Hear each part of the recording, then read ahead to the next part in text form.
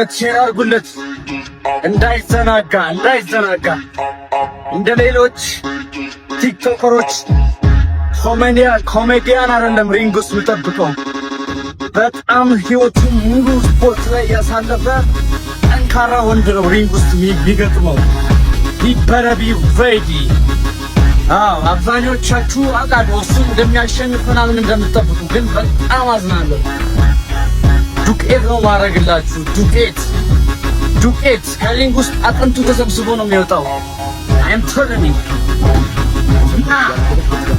ግን አጠገብ ሆኜ አንተን ሳልጎዳ መቀመጥ አልችልም። እኔ ለእናንተ ፋይት ለማሳየት ከፕሮፌሽናል ወይ ደግሞ በጣም ጎበዝ ከሆነ ኪክ ቦክሰር ወይ ሞይታይ ፋይተር ጋር ነው የምገባው። ያን ሳረግ ደግሞ እጎዳለሁ። ንቃተ ህሊና እዝናረ ፋይተር የኔን ቴክ ዳውኖች አያስቆም። የፈለገ ፕራክቲስ ያድርግ፣ የፈለገ ያጥና። እኛ ስንት ዓመት ለፍተን ያገኘነውን ችሎታ በአንድ ሳምንት በሁለት ሳምንት ማክሸፍ አይችልም። it's just possible if he comes here ማንም አይጎዳውም። እኔ ለጂሙስ መተን ይቀጠቀጣል። ንቃተ ህሊና አሸነፉ። 1 ሚሊዮን ብሩን ለመብላት ጥቂት ደቂቃዎች ናቸው ይቀሩ። አሳያችሁ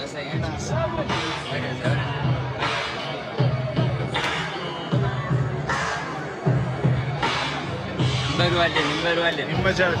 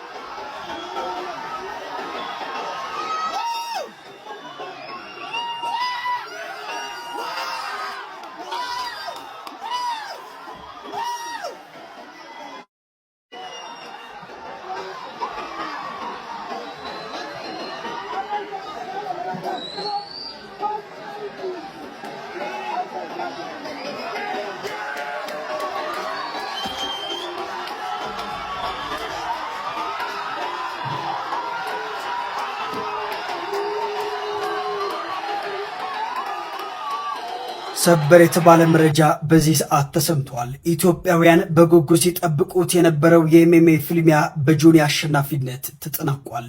ይህ ታሪካዊ ፍልሚያ 1 ደቂቃ እንኳን ሳይሞላው ድብድቡ አልቋል። ለመጀመሪያ ጊዜ በሀገራችን በተዘጋጀው በዚህ ታላቅ መድረክ ጆኒ ከንቃተ ህሊና ጋር ያደረገውን ፉክክር በማሸነፍ የክብር ባለቤት መሆንም ችሏል።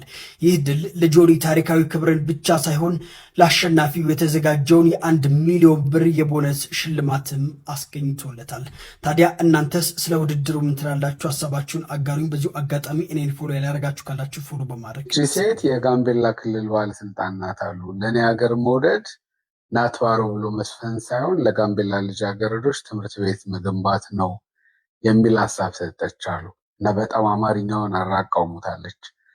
ሱራ የሚባል ጓደኛችን ክብርት ባለስልጣን ለጋምቤላ ልጃገረዶች ትምህርት ቤት መገንባት የእርሶ እንጂ የቴዲ አፍሮ ኃላፊነት ወይም ግዴታ አይደለም ብሎ ደስ የሚል አስተያየት ሰጥቷታል። አንቺ ብዬ የሚቀጥለው እንደው በቃ ኩያችን ናት ብዬ ነው እንጂ ባለስልጣናቱ እንደሚባል አውቃለሁ። ያም ሆነ ግን በጣም ማስታወስ ያስፈልጋል። ቴዲ የጋምቤላ ክልል ባለስልጣን አይደለም፣ መሪ አይደለም፣ አስተዳዳሪ አይደለም። እንደዚህ ካሰባችሁና ትምህርት ቤት ይገንባልን ካላችሁ ጠቅላችሁ ክልሉን ለሱ መስጠት ትችላላችሁ። 1 2 ደግሞ የዛሬ 11 ዓመት የተዘፈነን ዘፈን ይዞ ዛሬ አስተያየት መስጠት ሼም ነው። በጣም ደስ የማይልና ከጋምቤላ ክልል ህዝብ የማይጠበቅ ኋላ ቀር አስተሳሰብ ነው በእውነቱ። የአንድ የጥበብ ሰው ሚና ማመላከት፣ ታሪክን መንገር፣ ውበትን ማውጣት፣ ስለ ማህበረሰብ መተረክ ነው እንጂ ትምህርት ቤት መገንባት ምናምን አይደለም። ተውሽም ነው። ከዚህ ባሻገር ደግሞ አናዘር በጣም ቬሪ ሼምፉል ቲንግ ያየሁት አስተያየቶች ሲጻፉ እሷ መልኳ ጥቁር ስለሆነና የጋምቤላ ክልል ተወላጅ ስለሆነች በጣም በርካታ ሰዎች መልኳ ላይ ሲሰለቁ ነበረ። ዛስ በጣም ቬሪ ሼምፉል ቲንግ አናዘር ሼምፉል ቲንግ ማለት ነው እና ሁለቱም ቢታረሙ። በዳናይት መክብብና በሌሎች 4 ተከሳሾች ላይ የተመሰረተው ክስ በፍርድ ቤት መታየት የቀጠለ ሲሆን በተከሳሾች ላይ የንብረትና የባንክ ሂሳብ እግድ መተላለፉ ታውቋል። የቲቪ ፕሮግራም አቅራቢዋ እንዲሁም የሶሻል ሚዲያ ተጽዕኖ ፈጣሪዋ ዳናይት መክብብና ሌሎች 4 ሰዎች የተከሰሱት ገንዘብ ተጭበርብረናል ባሉ ሰዎች እንደሆነ መዘገባችን ይታወሳል። ቁጥራቸው 13 የሆኑት እነዚህ ከሳሾች ያቀረቡት ክስ ግለሰቦች ወደ ውጭ አገር እንልካቸዋለን ብለው ከእያንዳንዳችን 437,000 ብር የተቀበሉን ቢሆንም ሳይልኩን ቀርተዋል የሚል እንደሆነ በክስ ዝርዝሩ ላይ ተጠቅሷል። ይህን የክስ ሂደት ተከትሎ ዳናይት መክብብን ጨምሮ የሁሉም ተከሳሾች የሚንቀሳቀሱና የማይንቀሳቀሱ ንብረቶች እንዲሁም የባንክ ሂሳብ እግድ እንደተሰጠ አውቀናል። የቦሌ መጀመሪያ ደረጃ ፍርድ ቤት 4ኛ ፍትሐብሔር ችሎት ትዕዛዝን ተከትሎ የአዲስ አበባ አሽከርካሪና ተሽከርካሪ ፍቃድ ቁጥጥር ባለስልጣን በአንደኛዋ ተከሳሽ ቤተልሔም ታደሰ ኢማም ስም የተመዘገበና በኮልፌ ቀራኒዮ ቅርንጫፍ መስሪያ ቤት የተመዘገበ አውቶሞቢል እንዲሁም በዳናይት መክብብ ጥበቡ ስም ያለ በልደታ ክፍለ ከተማ የሚገኝ አውቶሞቢል እንደታገደ ጉዳዩን ለሚመለከተው ፍርድ ቤት ከተላከው ሰነድ ላይ ተመልክተናል። ከዚህ በተጨማሪ በዳናይት መክብብ የባንክ ሂሳብ ቁጥር ውስጥ የሚገኝ መጠኑ ከፍተኛ የሆነ ገንዘብ እንደታገደ ባንኮች ለፍርድ ቤት በላኩት ሰነድ ላይ ተረድተናል። ይሁንና በቀሪዎቹ 3 ተከሳሾች ላይ ግን ምንም አይነት ንብረትም ሆነ ገንዘብ እንዳልተገኘ ሰምተናል። ፍርድ ቤቱ መዝገቡን መርምሮ ቀጣይ ውሳኔ ለመስጠት ለቀጣይ ሚያዝያ 26 ቀን ቀጠሮ ሰጥቷል። ብዙ ገንዘቦችን አወጥተናል። አጠቃላይ ወደ 437,700 አወጥቻለሁ። እኔ አሁን ከክፍለ ጋር የሚመላለሰው ከዛም በላይ ገንዘብ አወጥቻለሁ። መጨረሻ በዛ እንትን እያለን ያው ፕሮሰሱ በቃ አልቋል። አሁን ወደ ውጭ ጋር ቲኬት ምናምን መቁረጥ አለበት ብላችሁ በቃ ቲኬትንም የቲኬት ገንዘብን አስገብተን አካውንት ላይ እስከዛ ቀን ተዘጋጀ ብላ ገንዘብንም የምንዘጋጀው ነገሮች ልብስ፣ ሻንጣሙንም አዘጋጅተን ቤተሰብ ሊሸኝ ራሱ እስከ አዲስ አበባ መጥተዋል። ከመጣን በኋላ ያን ቀን አልሆነም ነገ ተነጎዳ እያለች በቃ ብዙ ነገር መከራችን አሳየች።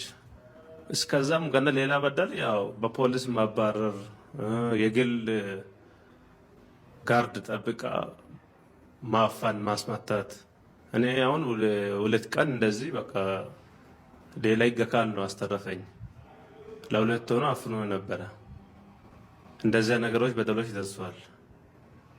እንኳን ጠይቀን ፍትህ ጠይቀን ወደ መንግስት አካል ላይ ብንሄድ በየቦታ ስንሄድ ፍትህን ማግኘት አልቻልንም። ፖሊስ ጣቢያ ስንሄድ በቃ ምላሽ ሆኖ በቃ ግልጽ ሆኖ ነገር ማግኘት አልቻለም።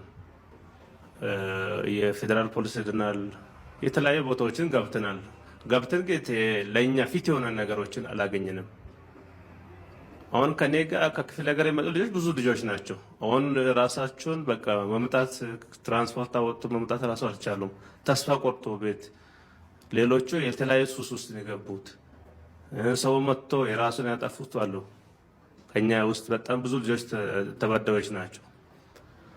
አሁን በግሩፕ ላይ ስንል ከ500 በላይ ነው ልጆቹ። እኔ በህጋዊ መንገድ ላይ ስናየው ፕሮሰስ ቤቱ የተደረጉ ነገሮች ብዙ ነገሮች ትክክለኛ ነገር ይመስላል። ህጋዊ ፍቃድ አለ እና ታዋቂ አርቲስቶች ናቸው ማስታወቂያ ሰሩት። በዛ ሁኔታ ይቼ ነው እኔ ፕሮሰስ የጀመርኩት። ግን ያን ምላሽ ገንዘቡ ይመለሳል የሚባለው በውሸት እንትን ነው የምታረገው እንጂ ትክክለኛ መልስ ማግኘት እስከሆነ አልቻልንም። እኔ አሁን መቼ ነው የተመዘገብከው? ምን ያክል በዚህ ጥያቄ ውስጥ አለ ማለት ነው? አሁን 2015 አካባቢ ነው ፕሮሰሱን የጀመርኩት። እኔ እስከ 16 ያልቃል ሲባል ነው ወደ ከ2 ዓመት በላይ ሆኗል ማለት ነው። 2 ዓመት አካባቢ በ6 ወር ያልቃል ነው የተባላችሁት። ውላችሁ እንደዛ ነው የሚለው? ውል አለ አይደል? ውል ወስደሃል? ውሉ